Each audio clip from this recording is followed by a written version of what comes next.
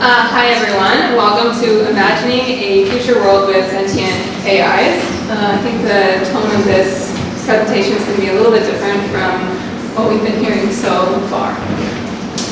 So please take a minute and imagine a future world.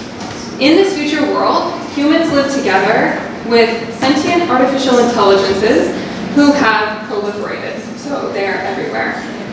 Sentient AIs are those, whether embodied or not embodied, who just exist on chips in purely virtual presences, who can have positive and negative experiences such as happiness and suffering. Future worlds such as this, and working towards better futures for all sentient entities, are of interest to myself and my colleagues at the Sentience Institute, which is a nonprofit interdisciplinary think tank researching long-term social and technological change, particularly digital minds and moral circle expansion. The far future, many centuries from now, could see a universe shaped by interstellar expansion and an explosion of sentient artificial intelligences, increasing human-AI interaction exponentially. The expected value of the far future has been argued as big and consequential by philosophers and social scientists embracing long-termism, a concept prioritizing concern for improving the long-term future. And this is popular, especially within the effective altruist movement, to do the most good backed by evidence. Part of what we're interested in at Sentience Institute is understanding human-AI interaction now and the impact of attitudes and behaviors now on this potential far future. We're interested in this as part of an endeavor to understand and promote moral circle expansion. The moral circle is the boundary around entities who receive moral consideration and moral care. Moral circle expansion occurs when entities who were previously excluded become included in the moral circle. And it's a strategy for reducing existential risks and the risks of future astronomical suffering. Specifically, and quoting my colleague, one of the authors on this project, J.C. Rees-Anthis, properly including AIs in the moral circle could improve human-AI relations, reduce human-AI conflict, and reduce the likelihood of human extinction from rogue AI. Moral circle expansion to include the interests of digital minds may be necessary for AI alignment because of the inherent challenges in aligning the goals of systems that have an exclusionary relationship with each other, such as oppression, abuse, cruelty, or slavery. For example, in 2021, we found that 80% of Americans reported thinking that AI should be subservient to humans. One way to think of sentient AIs is as digital minds, although digital minds could likely also include non-sentient AIs who have sophisticated agency, reasoning, other cognitive functions like complex problem solving. We understand sentient AIs to be artificial entities with the capacity for positive and negative experiences such as happiness or suffering. Schulman and Bostrom at the Future of Humanity Institute at Oxford understand and refer to digital minds as machine minds with conscious experiences, desires, and capacity for reasoning and autonomous decision-making. At the most basic level, you could say that digital minds are minds that run on computers, and they could take the form of large language models like ChatGPT, whole brain emulations or mind uploads that could exist in the future, AI video game characters, household companion robots. So one question we ask at Sentience Institute is, what could a future with sentient AIs look like? How do people in the USA imagine these futures? And one way we have approached this question is with a nationally representative sample in the US using a cross-sectional multi-wave survey of public opinion on artificial intelligence, morality, and sentience. To date, we've published this data openly on Mendeley for anyone to use, and we've published a white paper on the first wave of data collection from 2021, which, as a reminder, was pre-ChatGPT. These are the demographics of the survey. So we worked with Ipsos to recruit 1,232 adult Americans, nationally represented based on age, gender, race, ethnicity, income, education, and region. And for analysis, we further census balanced the data to match the American Community Survey's demographic estimates. Those are the official census estimates.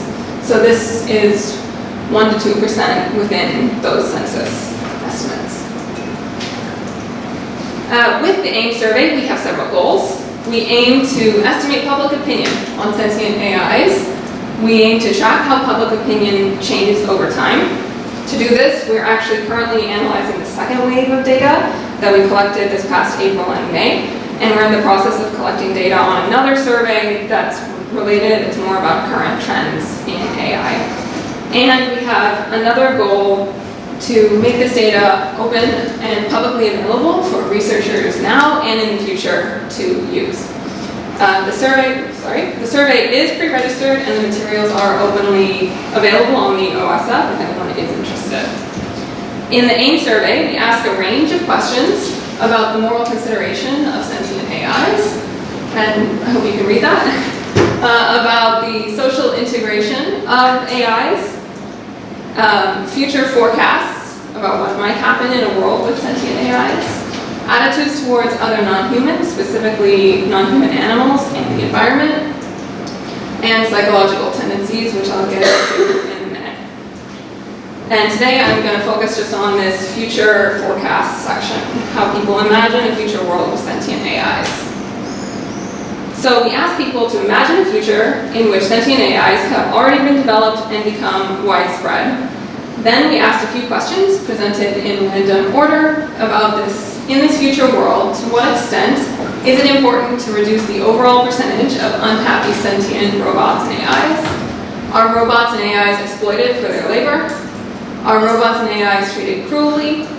Are robots and AIs used as subjects in scientific and medical research? Is the welfare of robots and AIs an important social issue? And is advocacy for robot AI rights necessary? And note that we did provide definitions throughout the survey for artificial beings and robots AIs. We have an expectation that representations of these entities are heavily influenced by science fiction, and that is something we're interested in but haven't started studying yet. So for AIMS, we provided a baseline to prompt people to think about the wide range of possible robots and AIs, not just focus on an exemplar in their mind like Data from Star Trek. Our definition was that artificial beings and robots AIs are intelligent entities built by humans such as robots, virtual copies of human brains, or computer programs that solve problems with or without a physical body that may exist now or in the future. Likewise for sentience, there are a lot of different definitions. To be clear about what we meant, we define sentience as the capacity to have positive and negative experiences, such as happiness and suffering. And then we, to be abundantly clear, define sentient robots and AIs as the first definition plus the second definition. So next, I'll show you average responses. So starting with the teal bar in the middle of the graph labeled subjects, on average, people had the highest expectation that sentient AIs will be used as research subjects in scientific and medical experiments. This was followed by forecasting that sentient AIs would be exploited for their labor, the gold bar, and that it would be important to reduce the overall percentage of unhappy AIs, this sort of orange bar. These three items were all above the midpoint, making us think that people think this is likely to happen. Below the midpoint were forecasts that the welfare of AIs would be an important social issue, the blue bar, and that advocacy for their rights would be necessary, the pinkish purple bar, and that it would be that AIs would be treated cruelly, the green bar. Next, we regressed these future forecasts on demographics and psychological tendencies. So I'm not going to explain the demographics because these are standard with the addition of exposure to narratives about AIs. Briefly, for psychological tendencies, We measured the perception of a norm that most people who are important to me think that AIs cannot have feelings. We measured substratism, or the prejudice against entities who are instantiated on non-carbon substrates. We measured techno-animism, the belief that technological entities like robots can have spirits. And we measured the tendency to anthropomorphize or extend human-like characteristics to non-humans. Okay.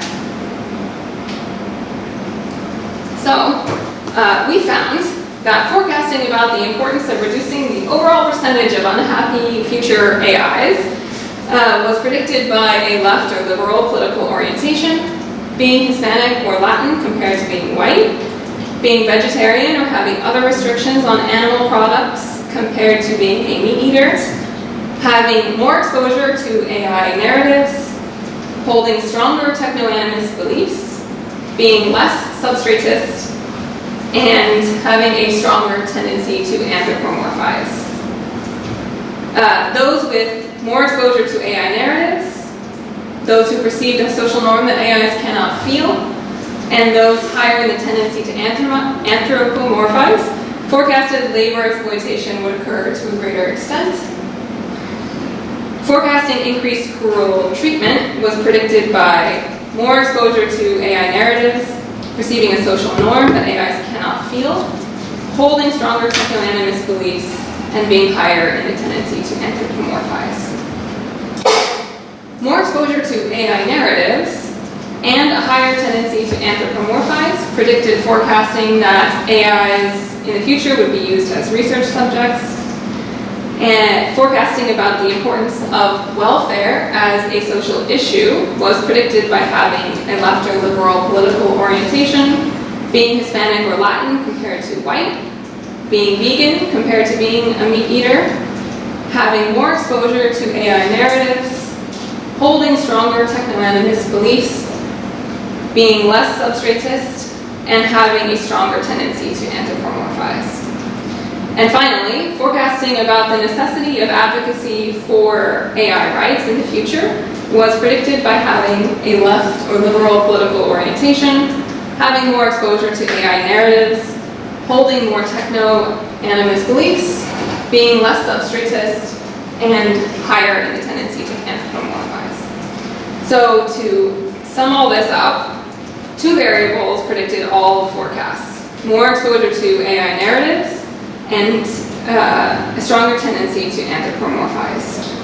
Of the other demographics that we measured, only left or liberal political orientation, a vegan, vegetarian, animal-restricted diet, and Hispanic or Latin race ethnicity predicted these forecasts.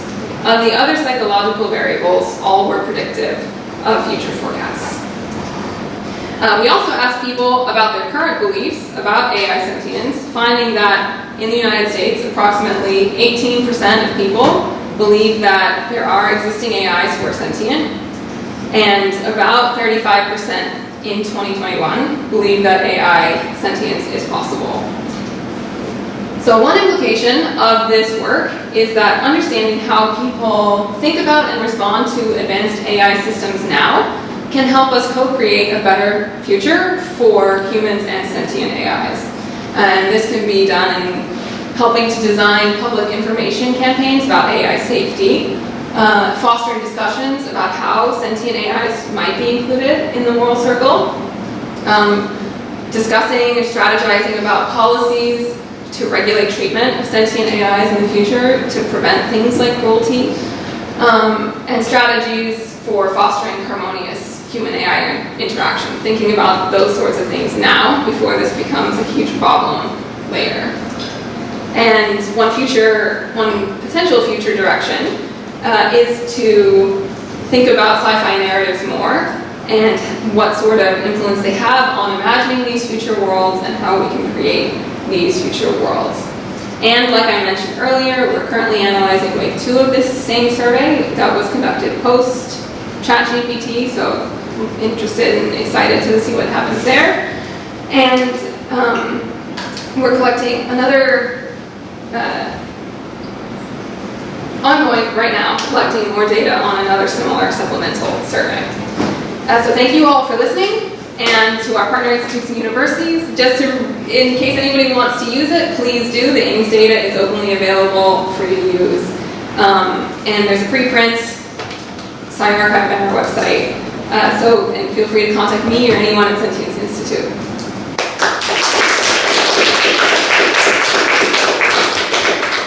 All right, I think we have time for one question, but I know there are going to be much more than that, so carry on in the break. But who wants to take? Anyone have a question? Sorry, I just put too much pressure on that. Yeah. So the way marginalized people are more likely to predict that we will marginalize the AI. So does it just reflect their own experience in a way? That's the first part of the question. The second part is this kind of research kind of fostering the narrative of scientific control that we in the end will save like the world from the problems that we are facing, and in a way distracting that science is probably not going to save the entire Earth. It's very like there's more evidence that the likelihood of us going into a collapse future is more likely than an AI stable future. So great questions, and thank you for those. For the first one, I'm not sure that we have enough evidence to speculate, since we're doing this in the US, and I'm not sure there's enough evidence to speculate on the issue of marginalization and what happens there. I do think it's a good point that people use, and I think it was, Loops, people use their current experiences and their knowledge now to predict in the future, and I think that's important in general because it could, like whatever policies get supported or whatever approaches we take, it might be depending on what we are like reflecting in our current experiences. Second question, I do think there is a concern about scientific control, and there are, so I'm speaking about this issue, I know a lot of people, and it's growing, thinking about the potential try to avert any other sort of existential crises or risks from like decimating humanity. So I don't know. I don't have enough information to like really speculate very in an informed way on that. I just think that we spend almost no time thinking about this potential, and that's something that more research is needed to think about, like what are the issues of control? Where should we not do anything? Where should we do something? Maybe we should do nothing at all. So I think those are great questions and definitely things that we should be thinking about more going forward in this sort of research vein.